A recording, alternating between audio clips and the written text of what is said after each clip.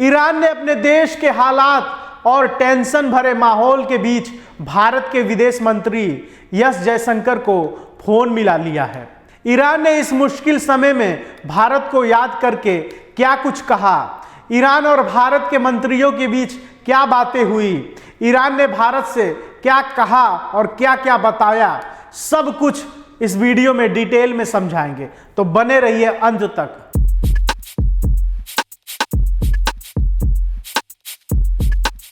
पिछले 24 घंटे में विदेश मंत्री डॉक्टर एस जयशंकर के फोन की घंटी 2 बार बजी और यह दोनों फोन दुनिया के 2 सबसे बड़े दुश्मनों के खेमे से थे। पहले अमेरिकी विदेश मंत्री मार्को रूबियो से बात हुई और उसके ठीक 24 घंटे के भीतर जब युद्ध के बादल और गहरे हो गए हैं तो ईरानी विदेश मंत्री सैयद अब्बास ने एस जयशंकर को फोन मिलाया। इन दोनों फोन कॉल्स के बीच दुनिया में बहुत कुछ बदल गया। अमेरिकी विदेश मंत्री मार्को रूबियो ने विदेश मंत्री डॉक्टर एस जयशंकर से बातचीत की। जयशंकर ने बताया कि इसमें ट्रेड डील और इकोनॉमिक्स टाई पर फोकस रहा, लेकिन कूटनीति गलियारों में माना जा रहा कि यह रूटीन कॉल नहीं था। अमेरिका जब किसी देश पर बड़े हमले की तैयारी करता है तो वह अपने स्ट्रेटेजिक पार्टनर्स को पहले से ही लूप में ले लेता है। संभवतः रूबियो ने जयशंकर को अमेरिका के अगले कदम की जानकारी दी होगी या ईरान पर दबाव बनाने के लिए भारत के प्रभाव का इस्तेमाल करने का आग्रह किया होगा। अमेरिका जानता है कि भारत उन गिने चुने देशों में है जिसके ईरान के साथ कुछ अच्छे संबंध हैं। रूबियो के फोन के बाद भारत सरकार ने एक बड़ी एडवाइजरी जारी की। विदेश मंत्रालय ने साफ शब्दों में कहा कि भारतीय नागरिक तुरंत ईरान छोड़ दे। यह एडवाइजरी सामान्य नहीं है, यह इस बात का सबसे बड़ा संकेत है कि भारतीय खुफिया एजेंसियों और विदेश मंत्रालय को यह पक्का इनपुट मिल चुका है कि ईरान में हालात अगले कुछ घंटों या दिनों में बेहद खराब होने वाले हैं। इस दौरान कई लोग ईरान छोड़कर भारत आ गए हैं। चलिए अब आपको सुनाते हैं जो भारतीय ईरान से वापस अपने मुल्क आ गए हैं उनका क्या कुछ कहना है। कंडीशन तो खराब ही है वहाँ पे, तो बाकी हमारा भारतीय गवर्नमेंट है बहुत सहयोग कर रही है। एम्बेसी वालों ने हमारे को इन्फॉर्मेशन दिया था कि जितना जल्दी हो सकते आप निकलो, तो बहुत ही अच्छा उन्होंने रिस्पॉन्स दिया है। हाँ, वहाँ पे मतलब कंपनी के अंदर तो माहौल ठीक था, कंपनी से बाहर जैसे शहर हैं गाँव में बहुत बुरा हाल था। हाँ जी, नहीं अभी नहीं है, वीडियोस वगैरह नहीं है। हम तो कंपनी में खुद ही अंदर दुबके हुए थे। वहाँ के जो लोकल लोग थे वही हमको आके बताते थे, खबरें देते थे कि ऐसा हो रहा है। तो बहुत अच्छा सहयोग उनका। हाँ जी, मोदी जी हैं तो हर चीज़ मुमकिन है। हाँ जी सर, बहुत हेल्प हो रहा है। तो आपने सुना किस तरीके से भारत सरकार का ईरान में रह रहे मुस्लिम भारतीयों ने सत्कार किया, धन्यवाद कहा। जैसे ही भारत ने एडवाइजरी जारी की और अमेरिका ने कतर से सैनिक हटाए, ईरान को खतरे का एहसास हो गया। ईरानी विदेश मंत्री सैयद अब्बास ने तुरंत डॉक्टर एस जयशंकर को फोन किया। हालांकि आधिकारिक तौर पर इसे द्विपक्षीय बातचीत कहा जा रहा है।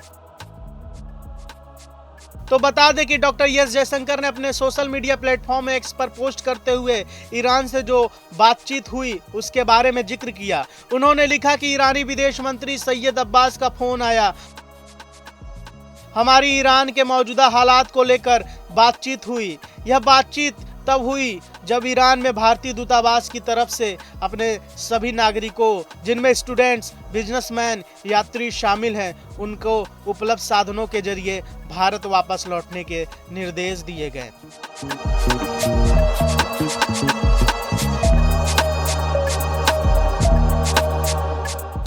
डॉक्टर एस जयशंकर के इस ट्वीट से यह साफ है कि भारत पूरे घटनाक्रम पर करीबी से नजर बनाए हुए है, खासकर वहां फंसे भारतीय नागरिकों को लेकर। अब समझिए कि युद्ध के आसार क्यों बने हैं या युद्ध के संकेत कैसे मिल रहे हैं। पहला, कतर से भागते अमेरिकी सैनिक। अमेरिका ने कतर स्थित अपने सबसे बड़े एयरबेस अल उदीद से अपने जवानों को हटा लिया है। यह एयरबेस मिडिल ईस्ट में अमेरिका का नर्व सेंटर है।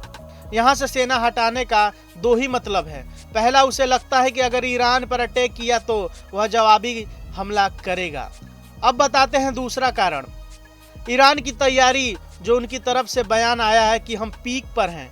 अगर अमेरिका सोच रहा है कि ईरान डरा हुआ है तो ईरानी रेवोल्यूशनरी गार्ड्स यानी कि IRGC के बयान कुछ और ही कहानी बयां कर रहे हैं।